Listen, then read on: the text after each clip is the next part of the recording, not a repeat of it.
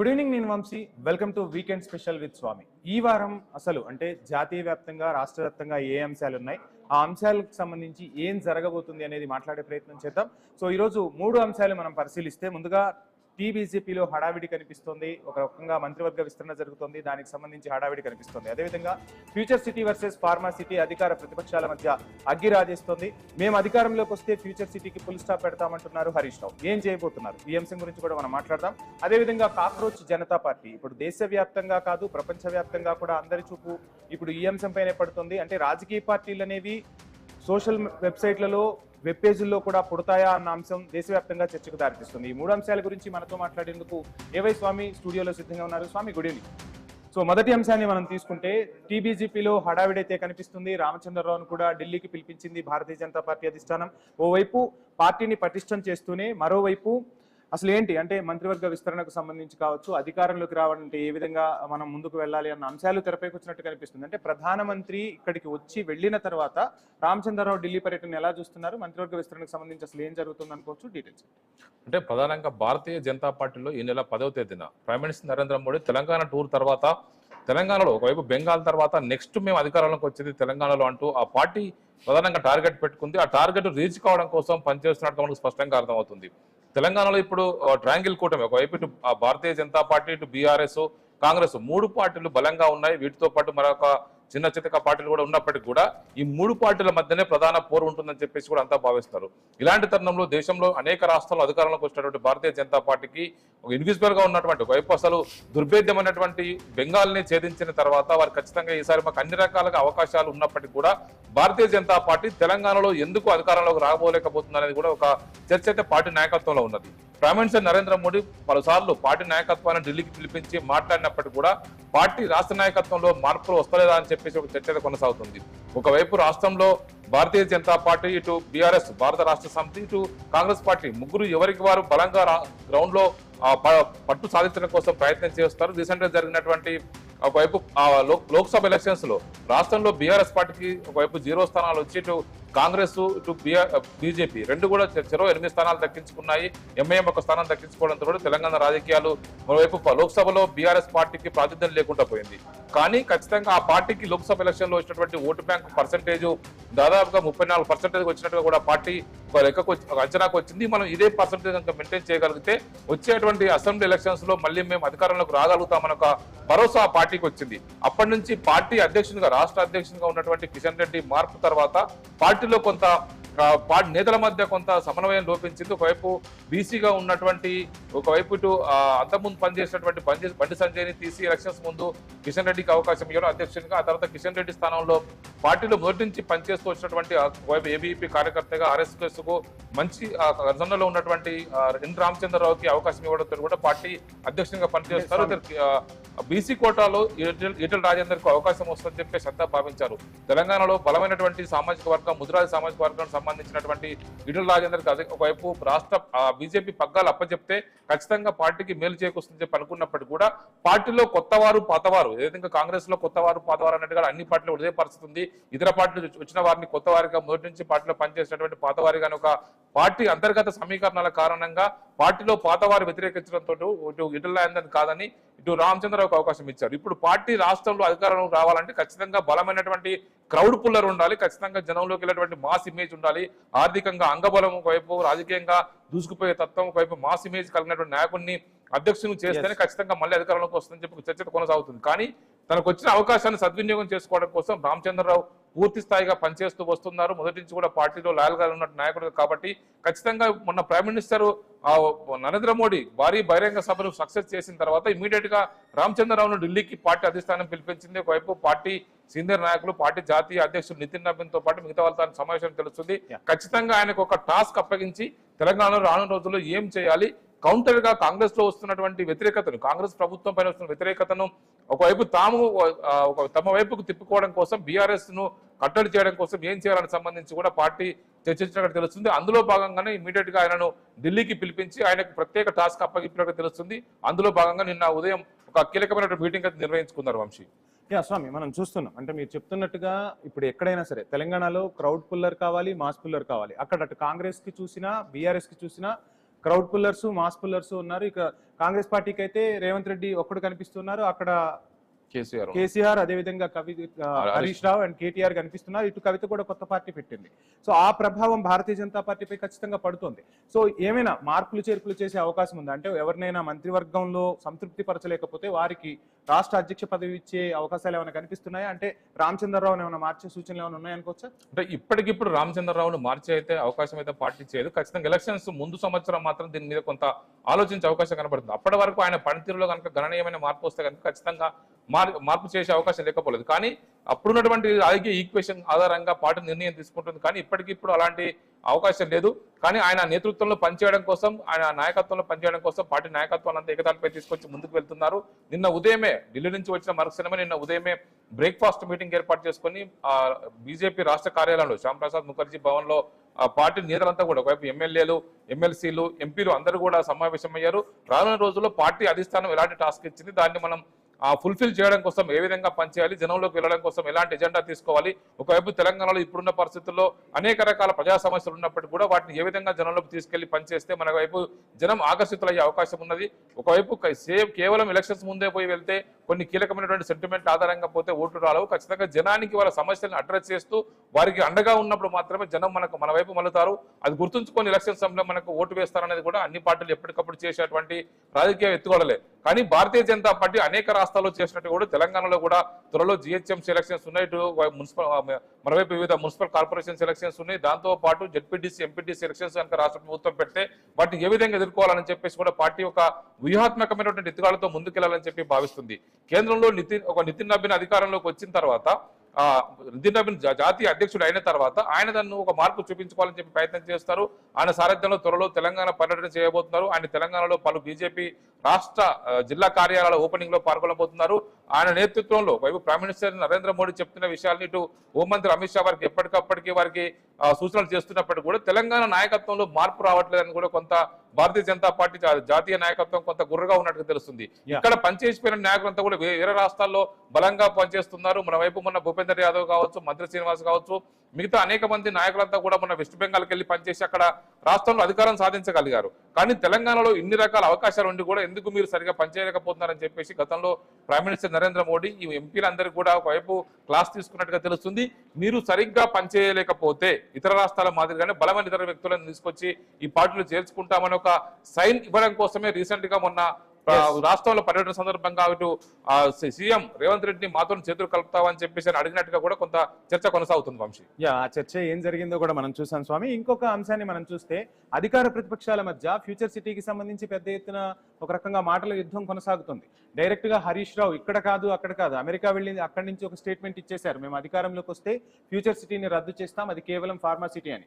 ఆ వ్యాఖ్యలకు సపోర్ట్ గా నిన్న కేటీఆర్ కూడా మాట్లాడిన పరిస్థితి. సో ప్రభుత్వం నుంచి ఇంకా పూర్తి కౌంటర్ అయితే రాలేదు. కానీ అసలు ఏంటి, అసలు ఈ ఫ్యూచర్ సిటీ చుట్టూ రాజకీయం తిరుగుతుందా?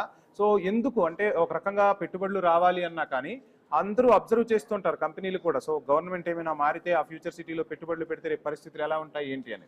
సో ఇది ఒక సైన్ ఎలా వెళ్తుంది బయటకు, ఏంటి పరిస్థితి అంటే అధికార ప్రతిపక్షాల మధ్య మాటలు పెట్టుబడులు రావడంలో ఏమైనా కాస్త ఆలోచించే పరిస్థితులు కనిపిస్తున్నాయా ఫ్యూచర్ సిటీకి? అంటే ఫ్యూచర్ సిటీ సంబంధించి జరుగుతున్న చర్చల విషయంలో నిన్న ఒకవైపు అమెరికా టూర్ లో తన కుమారుని గ్రాడ్యుయేషన్ ప్రోగ్రామ్ కోసం యుఎస్కి వెళ్ళేటువంటి బీఆర్ఎస్ పార్టీ సీనియర్ నాయకులు బీఆర్ఎస్ ఎల్పీ ఉపనేత హరీష్ రావు అమెరికాలో ఈ కామెంట్ చేశారు. మేము అధికారంలోకి వస్తే ఇప్పుడున్నటువంటి ఫ్యూచర్ సిటీని రద్దు చేస్తాం, ఖచ్చితంగా ఫార్మా సిటీని కొనసాగిస్తాము.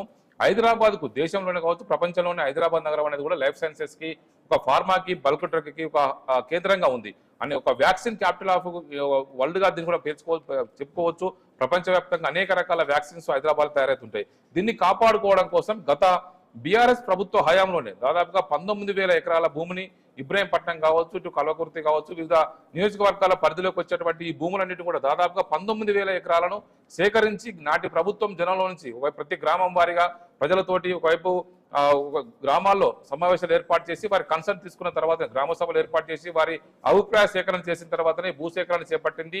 ఇక్కడ కనుక పెద్ద ఎత్తున కూడా ఒకవైపు ఫార్మా ఇండస్ట్రీ అంటేనే మనకు చూస్తున్న బొల్లారం కావచ్చు, జిన్నం వ్యాలీ కావచ్చు, పటన్ చెరువు కావచ్చు, అనేక చోట్ల ఈ బల్క్ డ్రగ్ ఇండస్ట్రీ కావచ్చు, ఫార్మా ఇండస్ట్రీ వల్ల అనేక రకాలుగా పొల్యూషన్ బయటకు వచ్చి జనానికి హజార్డస్ గా ఉంటుంది, దీనివల్ల ఇబ్బందికర పరిస్థితులు ఉంటాయి. కాబట్టి జీడిమెట్ట లాంటి పారిశ్రామిక ప్రాంతాలు మనం చూస్తూనే ఉంటున్నాం. వీటన్నిటికీ చెక్ పెట్టడం కోసం గత బీఆర్ఎస్ సర్కారు ఈ మొత్తం ఫార్మాసిటీని అంతా కూడా ఒకవైపు తీసుకెళ్లి దాన్ని గ్రీన్ ఫార్మాగా, అంటే పొల్యూషన్ రహితంగా ఒక గ్రీన్ ఫార్మాని ఏర్పాటు చేయాలి, పొల్యూషన్ లేనటువంటి ఒక ఇండస్ట్రీస్ అని అక్కడ ఏర్పాటు చేయాలి, ఇక్కడ పరిశ్రమలను కూడా అక్కడికి తరలించి వారికి భూములు కేటాయించి వారికి మౌలిక వసతులు అక్కడ అభివృద్ధి చేసి వారిని అక్కడికి తరలించాలని చెప్పేసి గత ప్రభుత్వం ఈ భూసేకరణ చేపట్టింది. ఈ భూసేకరణ చేపట్టిన తర్వాత అనేక రకాల కోర్టు కేసులు వేశారు, సుప్రీంకోర్టు వరకు కూడా రైతులు వెళ్లారు. రైతులు వెళ్లిన సందర్భంగా రాష్ట్ర హైకోర్టు కావచ్చు, సుప్రీంకోర్టులో కావచ్చు, గ్రీన్ ట్రిబ్యునల్ కావచ్చు, అనేక న్యాయస్థానాల్లో ఏ విషయం కోసమైతే, ఏ అవసరం కోసమైతే ఈ భూమిని సేకరించారో దానికోసం మాత్రమే వినియోగించాలనేది ఒక షరతు మీద దీన్ని సేకరించినట్టుగా కూడా ఒకవైపు బీఆర్ఎస్ పార్టీ కావచ్చు, హరీష్ రావు కావచ్చు పదే పదే చెప్తూ వస్తున్నారు. కానీ ఈ కాంగ్రెస్ పార్టీ అధికారంలోకి వచ్చిన తర్వాత, రేవంత్ రెడ్డి ముఖ్యమంత్రి అయిన తర్వాత ఈ ఫార్మాసిటీ విషయంలో దీన్ని ఒకవైపు దీన్ని పక్కకు తప్పిస్తూ దీన్ని ఫ్యూచర్ సిటీగా మేము డెవలప్మెంట్ చేస్తామని చెప్పేసి కూడా పదే పదే మాట్లాడుతూ ఉన్నారు. ఈ ఫ్యూచర్ సిటీ విషయంలో ఖచ్చితంగా దీనికి ఒక భారీ స్థాయిలో పెట్టుబడులు తీసుకురావాలి. వ్యాక్సిన్ కావచ్చు, బల్క్ డ్రగ్ కావచ్చు, బయోఫార్మా సంబంధించినటువంటి అనేక రకాల ఇండస్ట్రీస్ కి ఇక్కడ మేము ప్రోత్సాహకాలు కల్పిస్తాము, మరింత లక్షల మందికి ఉద్యోగాలు వచ్చే విధంగా దీన్ని చేస్తామని చెప్పేసి వారు చెప్తూనే పక్కనే ఫ్యూచర్ సిటీ విషయంలో ఇతర మౌలిక వసతుల విషయంలో మేము ఇక్కడ పెద్ద ఎత్తున రీసెంట్ గానే గ్లోబల్ సమ్మిట్ ఏర్పాటు చేశారు. ఈ గ్లోబల్ సమ్మిట్ ఏర్పాటు చేసి ఇక్కడ ఇతర రంగాల వారికి కూడా మేము ల్యాండ్ కేటాయిస్తాము, ఒకవైపు దీనికి సంబంధించి ఒక జూ పార్క్ లాంటిది పెడతాము, ఇతర రంగాల పరిశ్రమలకు ఇక్కడ అవకాశం కల్పిస్తామని చెప్పడంతో పాటు రీసెంట్ గా రాష్ట్ర ముఖ్యమంత్రి చేసినటువంటి కామెంట్స్, ఇక్కడ ఒకవైపు వివిధ రకాల సంఘాలకు సంస్థలకు ఇక్కడ భూములు కేటాయిస్తామని చెప్పి చెప్పడం పట్ల కూడా కొంత అబ్జెక్షన్ వ్యక్తమవుతుంది. ఈ నేపథ్యంలోనే ఇప్పుడు హరీష్ రావు చేసినటువంటి కామెంట్స్ పైన రాష్ట్ర ప్రభుత్వం ఎదురుదాడి చేస్తుంది. కొద్దిసేపటి క్రితమే మంత్రి శ్రీధర్ బాబు మాట్లాడారు, ఒకవైపు వివిధ సంబంధించినటువంటి నాయకులంతా కూడా మాట్లాడుతున్నారు. ఈ ఒకవైపు హరీష్ రావు చేసిన కామెంట్స్ పట్ల వాళ్ళంతా కూడా ఆగ్రహం వ్యక్తం చేస్తున్నారు.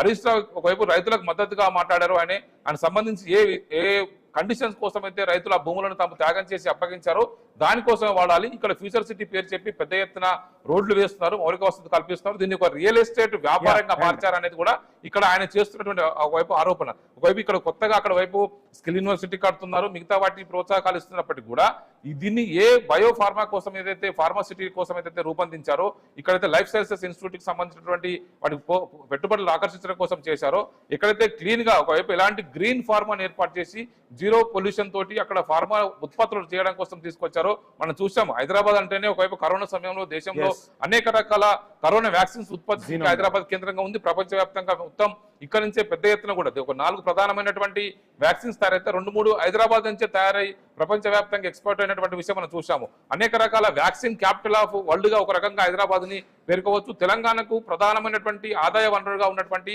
లక్షల మందికి ఉపాధి ఇచ్చేటువంటి ఈ ఫార్మా రంగాన్ని కాపాడుకోవడం కోసం గత ప్రభుత్వం చేసినటువంటి ఎఫర్ట్ ని ఈ ప్రభుత్వం ఒకవైపు దీన్ని ఒక రియల్ ఎస్టేట్ వ్యాపారంగా మార్చి దీన్ని పక్కదారి పడుతుంది. దీనికి సంబంధించిన విషయంలో అసలైనటువంటి దీనికి సంబంధించిన ఒక ఉద్దేశం నెరవేరట్లేదని చెప్పేసి కూడా హరీష్ రావు తన అభిప్రాయాలు చెప్పారు. వంశీ స్వామి, మనం ఎక్కువగా మాట్లాడుకుంటే ఇప్పుడు ఐటీ రంగం గురించి ఎక్కువగా మాట్లాడుతూ ఉంటాం. రియల్ ఎస్టేట్ రంగం కూడా హైదరాబాద్ లో చాలా కీ రోల్ ప్లే చేస్తూ ఉంటుంది. సో రియల్ ఎస్టేట్ దందా కోసమే ఈ ఫ్యూచర్ సిటీ అనే అంశాన్ని రేవంత్ తెరపైకి తీసుకొచ్చారు. మొత్తంగా ఫ్యూచర్ సిటీ పేరుతో అక్కడ జరిగేది రియల్ ఎస్టేట్ దందా అంటుంది అటు బీఆర్ఎస్. సో ఏంటి అసలు, అంటే ఏం జరుగుతోంది? ఒక రకంగా అధికార ప్రతిపక్షాలు కలిసి అభివృద్ధిలో ముందుకు వెళ్లాల్సిన సమయంలో ఈ ఆరోపణలు ప్రత్యారోపణలు ఎందుకు వస్తున్నాయి? దీనికి ఒక క్లారిటీ వచ్చే అవకాశం ఉంటుందా? సో ఇద్దరి అభిప్రాయ భేదాల సిద్ధాంతాలే అసలు అక్కడ, అంటే ఒకళ్ళేమో ఫార్మాసిటీ డెవలప్ అవ్వాలంటున్నారు, ఇంకొకరేమో అసలు ఫ్యూచర్ సిటీ అంటున్నారు. ఎలా చూడొచ్చు? అంటే ఒకవైపు ఈ ప్రభుత్వం future city development authority FCDA అక్కడ ఒకవైపు బిల్డింగ్ కూడా కడుతుంది, దానికి సంబంధించినటువంటి ఏర్పాట్లు చకచకా కొనసాగిపోతున్నాయి.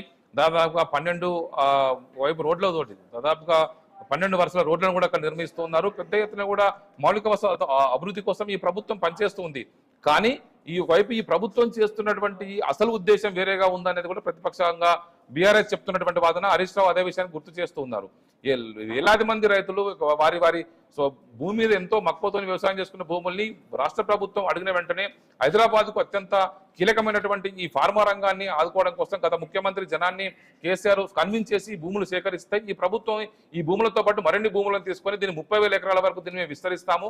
ఒకవైపు ఫార్మాని ఏదే విధంగా కొనసాగిస్తూ వస్తేనే దానికి అనుబంధ రంగాలను కూడా ఒకవైపు కొనసాగించడం కోసం, డెవలప్మెంట్ చేయడం కోసం మేము ప్రయత్నం చేస్తామని చెప్పేసి రాష్ట్ర ప్రభుత్వం ముఖ్యమంత్రి రేవంత్ రెడ్డి, మంత్రులు ఇటు బట్టి విక్రమార్క కావచ్చు, ఇటు శ్రీధర్ బాబు మాట్లాడుతున్నారు. కానీ దీనికి సంబంధించిన అసలు విషయం లోపాయకారిగా వేరే ఉద్దేశంగా ఉంది. అనేక రకాల అంతర్జాతీయ సంస్థలు తీసుకొచ్చారు. రీసెంట్ గా మనకు హైదరాబాద్ గ్లోబల్ సమ్మిట్ పెట్టినప్పుడు ఒకవైపు ఇటు సల్మాన్ ఖాన్ కి స్టూడియోలు ఇస్తామన్నారు, ట్రంప్ కు సంబంధించిన విషయంలో వారికి కొన్ని భూములు అప్పగిస్తామన్నారు, అదేవిధంగా ఇటు రిలయన్స్ కంపెనీకి సంబంధించిన వంతారా జూ పార్క్ 3,000 ఎకరాలు ఇస్తారన్నారు. ఇలాంటి అనేక రకాల అంశాలను తెరపై తీసుకొచ్చి బీఆర్ఎస్ పార్టీ ఎదురుదాడి చేస్తుంది. ఇచ్చినటువంటి ఉద్దేశం వేరు, ఈ ప్రభుత్వం దాన్ని వాడుతున్న తీరు వేరు. ఖచ్చితంగా దీన్ని ఒక రియల్ ఎస్టేట్ కోణంలోనే చూస్తూ వ్యాపారంగా మార్చింది.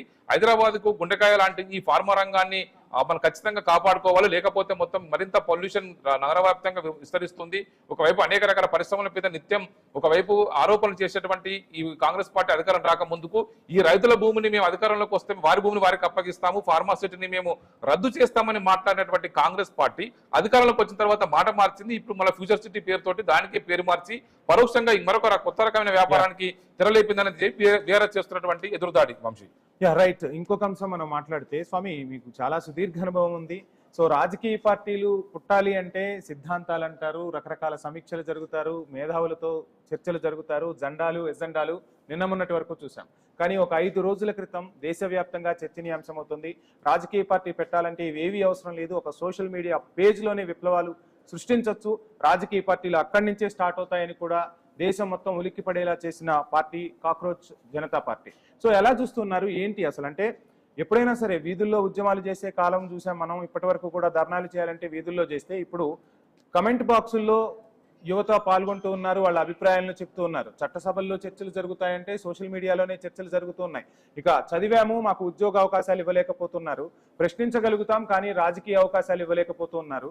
సో ఏంటి అంటే ఇలా చూస్తూ ఎన్ని రోజులు ఊరుకోవాలి అని చెప్పి మాట్లాడుకుంటున్న యువతలో ఉన్న నిస్తేజం ఒక్కసారిగా సీజేఐ మాటలతో, కాక్రోచ్ అనే పదంతోనే ఒక కొత్త పార్టీ దేశంలో కనిపిస్తూ ఉంది. సో ఎలా చూస్తున్నారు? సో ఏంటి అసలు? అంటే ఈ వారంలోనే అసలు ఇది ఒక మేజర్ టాపిక్ అయిపోయింది. అన్ని రాజకీయ పార్టీలు కూడా ఉలిక్కిపడిన పరిస్థితి కనిపిస్తుంది ఒకసారి. అంటే సోషల్ మీడియా వేదికగా కాక్రోచ్ జనతా పార్టీ అని చెప్పేసి అభిషేక్ దీప్కి ఏదైతే అమెరికా నుంచి సోషల్ మీడియాలో దీన్ని ఏర్పాటు చేశారో, ఇది పెద్ద ఎత్తున కూడా దావానంగా ఒకవైపు సోషల్ మీడియాలో విస్తరించింది. ఇటు ఎక్స్లో కావచ్చు, ఇటు ఇన్స్టాగ్రామ్లో కావచ్చు. దాదాపుగా 2 కోట్ల మందికి వరకు కూడా ఇందులో ఒకవైపు సబ్స్క్రిప్షన్ తీసుకున్నట్టుగా కూడా మనకు అర్థమవుతుంది. ప్రధానంగా దేశ యువతలో ఉన్నటువంటి ఒక రకమైనటువంటి వ్యతిరేకత, ఈ ప్రభుత్వం తీసుకున్నటువంటి కొన్ని చర్యల పట్ల వ్యతిరేకతే వారి ఇందులో పురికొల్పడానికి అవకాశంగా మారిందని చెప్పుకోవచ్చు. కాక్రోచ్ జనతా పార్టీ అని పేరు పెట్టడానికి ఇంకొక కారణం కూడా ఉంది. రీసెంట్ గా దేశంలో ఒకవైపు ఆర్టీఐ యాక్టివిస్టులుగా, ఒక సోషల్ మీడియాలో యాక్టివిస్టులుగా, ఒకవైపు ఇటు ఇన్స్టాగ్రామ్ లో, వైపు ఎక్స్ లో కావచ్చు, అనేక రకాలుగా సోషల్ మీడియాలో చేస్తున్నటువంటి వివిధ రకాల కామెంట్స్ వల్ల సుప్రీంకోర్టు చీఫ్ జస్టిస్ సూర్యకాంత్ చేసినటువంటి దేశంలో చాలా మంది కాక్రోచ్ లాగా, చాలా మంది పరాన్నజీవులుగా మారారు. వారి వల్లనే మొత్తం వ్యవస్థలన్నీ కూడా ఇబ్బంది పడుతున్నాయి. ఆ కోణంలో ఆయన చేసినటువంటి ఈ కామెంట్స్ పైన ఒక్కసారిగా దేశంలోని యువత కావచ్చు, వివిధ రకాల యాక్టివిస్టులంతా కూడా ఒక్కసారిగా తెరపైకి వచ్చారు. ఇలాంటి కామెంట్స్ చేయడం సరికాదు. ఒకవైపు న్యాయ వ్యవస్థలో కూడా అవినీతి ఉంది, అక్కడ జరుగుతున్నటువంటి నెపోటిజం కావచ్చు, చాలా మంది ఇక్కడ కూడా వారికి ఎలాంటి ఉద్దేశంతో తీసుకుంటారని చెప్పేసి కూడా అనేక రకాల ఎదురుదాడి చేస్తూ వచ్చారు. కానీ ఆ తర్వాత రోజు వివరణ ఇచ్చుకున్నారు. తన వివరణలో నేను ఎవరిని ఉద్దేశించి తప్పుగా మాట్లాడలేదు, ఈ వ్యవస్థను తప్పుదారి పట్టిస్తున్నటువంటి వ్యక్తుల గురించి నేను మాత్రమే మాట్లాడాను.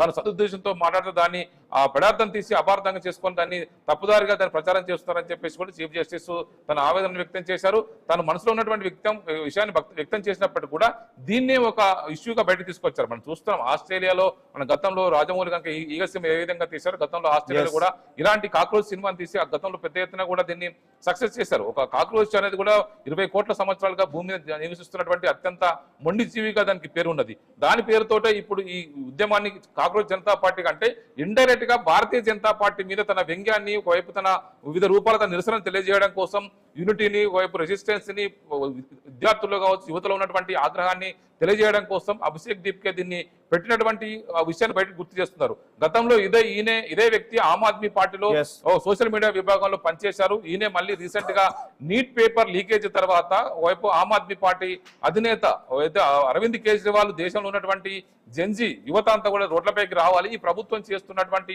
వ్యవహారాన్ని ప్రశ్నించాలి, ప్రశ్నించకపోతే విధంగా అన్యాయానికి గురవుతారని చెప్పి ఆయన చెప్పినటువంటి కొన్ని గంటల్లోనే ఈ వ్యవస్థ తెరపై పుట్టుకొచ్చి సోషల్ మీడియా వేదికగా బాహాటంగా ఒక పెద్ద ఎత్తున కూడా విస్తరిస్తుపోయింది. ఇందులో దాదాపు 2 మిలియన్ అంటే దాదాపు 2 కోట్ల మంది వరకు, దాదాపు 20 మిలియన్ అంటే దాదాపు 2 కోట్ల మంది వరకు కూడా ఇందులో చేరినట్టు తెలుస్తూ ఉంది. చాలా మంది యువత అంతా కూడా తమ అభిప్రాయాన్ని, తమ నిరసనని దీని వేదికగా వ్యక్తం చేస్తున్నారు. దేశంలో నిరుద్యోగం కావచ్చు, దేశంలో జరుగుతున్నటువంటి రాజకీయ అవినీతి విషయంలో కావచ్చు, అదేవిధంగా ఈ పేపర్ లీకేజ్ ఘటనలు కావచ్చు, మహిళలకు ఉన్నటువంటి హక్కుల కోసం కావచ్చు, మహిళా రిజర్వేషన్ విషయం కావచ్చు, ఒక్కొక్కటిగా చాలా మంది ఒక చిన్న స్థాయి ఉద్యోగి తప్పు చేస్తే చిన్న కేసు అయితేనే తన ఇబ్బంది పడే పరిస్థితి ఏర్పడుతుంది. కానీ రాజకీయ నేతలు పెద్ద పెద్ద క్రిమినల్ కేసులు ఎదుర్కొంటూ కూడా ప్రజా ప్రాతినిధ్యంలో బాగా వారు బయటకు వస్తారు. అలాంటి వ్యక్తుల్ని 20 సంవత్సరాల వరకు కూడా నిషేధించాలి, వారికి సంబంధించినటువంటి పోటీ చేయడం కోసం అవకాశం ఇవ్వద్దని చెప్పేసి కూడా వీళ్ళు ఒక 9-10 కీలకమైనటువంటి అంశాలను ఎజెండాగా పెట్టుకుని ప్రచారం చేస్తూ ఉన్నారు. వంశీ, ఎవరో ఒక నలుగురు ఆకతాయిలు పెట్టింది కాదు, వాళ్ళందరూ సమాజంలో గొప్ప గొప్ప ఉద్యోగాలు చేస్తున్న వాళ్ళు, మేధస్తున్న వాళ్ళు. అండ్ ఒక మేనిఫెస్టో కూడా మనం చూసాం. సో అందులోనూ పార్టీ సభ్యత్వం గురించి కూడా కొన్ని రాశారు. సోషల్ మీడియాలో ఎక్కువసేపు గడపాలి, బద్ధకం అనేది ఉండాలి, నిరుద్యోగ అయి ఉండాలి, రకరకాల అంశాలు. సో ఏంటి అంటే ఒక రకంగా యువత ఎంత ప్రెస్టేషన్తో దేశంలో ఉంది అనేది కనిపించింది. అండ్ ఈ రోజు నిన్న ప్రధానమంత్రి కూడా కీలక సూచనలు చేశారు Bharatiya Janata party cabinet meeting లో.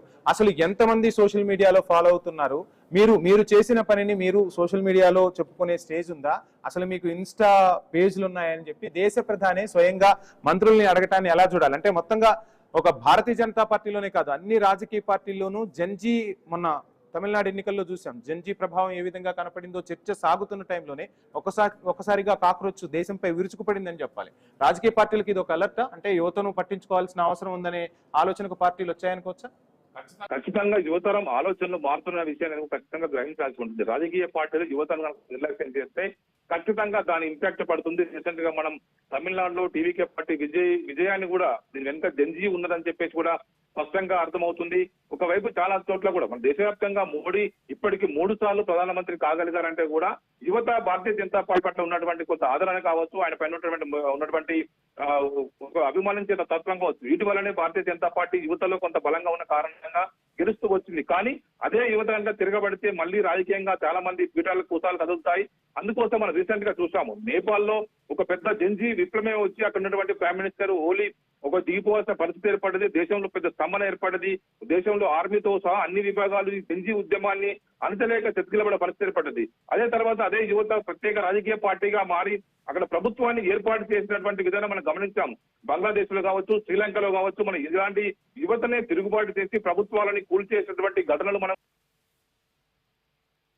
స్ప్రింగ్ విప్లవం ఏ విధంగా రోజు విప్లవం ఏ విధంగా వచ్చిందో అక్కడ అనేక రకాల రాజ కుటుంబాలకు వ్యతిరేకంగా వచ్చినటువంటి విప్లవాలను కూడా చూసాం. ఇప్పుడు ఇదే విధంగా మన దేశంలో కూడా యువతకు 10 సంవత్సరాలు 2 కోట్ల ఉద్యోగాలు ఇస్తామన్నది భారతీయ జనతా పార్టీ. ఒకవైపు ఇప్పటికే 19 సార్లు పేపర్ లీకేజ్లు అయ్యాయి. యువత ఇంత కష్టపడ్డప్పటికీ కూడా, ఇన్ని రకాలుగా చేస్తున్నప్పటికీ కూడా ఈ ప్రభుత్వాలు యువతను నిర్లక్ష్యం చేస్తున్న కారణంగానే ఈ కాక్రోచ్ జనతా పార్టీ అనే ఒక కొత్త కాన్సెప్ట్ తెరపై తీసుకొచ్చి అభిషేక్ దింకే దీన్ని తెరపై తీసుకొచ్చి జనంలోకి తీసుకెళ్లారు. ఈ ఇష్యూ అనేది కొంత దేశంలో ఉన్నటువంటి రాజకీయ నాయకత్వానికి ఒక అలర్ట్ అని చెప్పుకోవచ్చు. గతంలో ఏ విధంగా తెలంగాణలో ఇదే యువత అంతా కూడా తెలంగాణ రాష్ట్రాన్ని సాధించుకున్నారు. తమ ప్రజాస్వామ్యబద్ధంగా తమ ఆత్మార్పణ చేసుకుని రాష్ట్ర సాధన కోసం పోరాటం చేశారు. అదే విధంగా 2014లో బీఆర్ఎస్ గవర్నమెంట్ రావడం కోసం కారణమయ్యారు. అదే యువత 2023లో మళ్ళీ బీఆర్ఎస్ ను ఓడించి కాంగ్రెస్ ని గెలిపించడం కోసం మనం నిరుద్యోగ యువత అంతా కూడా పోరాటం చేసే విషయాన్ని మనం గమనించాం. నిరుద్యోగ యువత ఎప్పుడైతే దేశంలో యువత అంతా తిరుగుబాటు చేస్తుందో అక్కడ ఖచ్చితంగా రాజకీయమైనటువంటి పెను మార్పులు చోటు చేసుకుంటాయి. అది ఇప్పుడు జంజీ ఏదైతే ఉద్యమం ఏదైతే దేశవ్యాప్తంగా పెద్ద ఎత్తున కూడా వస్తుందో, ఇది ఈ కాక్రోచ్ జనతా పార్టీలో ఒక ఇష్యూ అనేది కూడా దేశంలోని రాజకీయ పార్టీని కూడా ఒక అలర్ట్ గా మనం చెప్పుకోవచ్చు. దీన్ని ఉద్దేశించే ప్రైమ్ మినిస్టర్ నరేంద్ర మోడీ తన కేబినెట్ సమావేశంలో మీరు చేస్తున్నటువంటి ప్రజా సమస్యల అభివృద్ధి సమస్యల పరిష్కారం కావచ్చు, అభివృద్ధి పనులు కావచ్చు, మిగతా విషయాల్లో మీరు ఎప్పటికప్పుడు మీరు సోషల్ మీడియాలో, ఇన్స్టాగ్రామ్ లో కావచ్చు, ఎక్స్ లో కావచ్చు, షార్ట్స్ రూపంలో దాన్ని మీరు పెడుతున్నారా, జనం ఏం కోరుకుంటున్నారో మీరు గమనిస్తున్నారా, అనేక అంశాలు కూడా ఆయన పదే చూస్తున్నారంటేనే కూడా దీని ఇంపాక్ట్ కేంద్ర ప్రభుత్వం మీద ఏ స్థాయిలో పడిందో మనం అర్థం చేసుకోవచ్చు. ఒకవైపు ఈ అకౌంట్స్ అన్ని కూడా ఒకవైపు వీటిని బ్లాక్ చేస్తున్నారు. ఈ ఉద్యమాన్ని పరోక్షంగా బయటికి మాట్లాడుతున్నప్పుడు కూడా ఖచ్చితంగా ఆమ్ ఆద్మీ పార్టీ నేతలు చాలా మంది దీన్ని సపోర్ట్ చేస్తున్నారు. ఇతర పార్టీల రాజకీయ నాయకులు కూడా సపోర్ట్ చేస్తున్నారు. ఇలాంటి ఇష్యూస్ లో ఖచ్చితంగా జనంలో ఉన్నటువంటి అభిప్రాయాలు యువత బాహాటంగా నిక్కచ్చిగా బయట పెడుతుంది. కాబట్టి కొంతమంది రాజకీయ అభిప్రాయ భేదాలతో బయటకు మాట్లాడకపోవచ్చు, కానీ జంజీ యువత మాత్రం ఎక్కడ కూడా చెజబిషలు లేకుండా ఖచ్చితంగా చెప్పాలనుకున్న విషయాన్ని సోషల్ మీడియా వేదికగా ఖచ్చితంగా బాహాటంగా చెప్తున్నారు. ఆ విషయమే మనకి ఈ సందర్భంగా బయటపడింది. ఖచ్చితంగా రాజకీయ పార్టీలు కావచ్చు, దేశంలోని రాష్ట్రాల ప్రభుత్వాలు కావచ్చు, యువతను నిర్లక్ష్యం చేస్తే ఏం జరుగుతుంది అనేది కూడా రానున్న రోజుల్లో తెలిసే అవకాశం కనబడుతుంది. అందుకు ఇది ఒక స్వల్పమైనటువంటి ఒక హెచ్చరికగా మనం చెప్పుకోవచ్చు. హెచ్చరికగా చూసే ఇప్పటి నుంచి ప్రభుత్వాలు జాగ్రత్త పడితే రానున్న రోజుల్లో ఇతర దేశాల మాదిరిగా ఒకవైపు శ్రీలంకలో చూసాం, మనం బంగ్లాదేశ్ లో చూసాం, నేపాల్ లో చూసాం, అనేక రాష్ట్రాల్లో కూడా ఇలాంటి పరిస్థితి జంజీ ఉద్యమం కారణంగా ప్రభుత్వాలు కుప్పకూలేటువంటి పరిస్థితి వచ్చింది.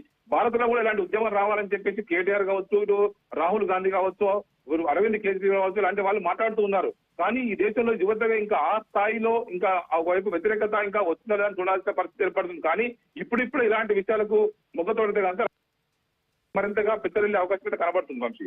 మీరు చెప్తున్నట్టుగా ఇక యువత ఏం కోరుకుంటుంది అంటే కోటలు దాటే స్పీచ్లు కాదు, దేశంలో సమూల మార్పులు కావాలి. నిరుద్యోగం అనే అంశం ఏదైతే ఉందో ఇది రాజకీయ పార్టీలకు ఒక అస్త్రం కాదు, దీనికి చెక్ పెట్టే దిశగా మీరు అడుగులు వేస్తారా లేదా మమ్మల్ని అడుగులు వేయమంటారా అంటూ ప్రశ్నిస్తున్న పరిస్థితి కనిపిస్తోంది. Thank you Swami, thank you so much. ఇది వీకెండ్ స్పెషల్. నెక్స్ట్ వీక్ మరిన్ని అంశాలతో మళ్ళీ కలుద్దాం. స్టిచ్.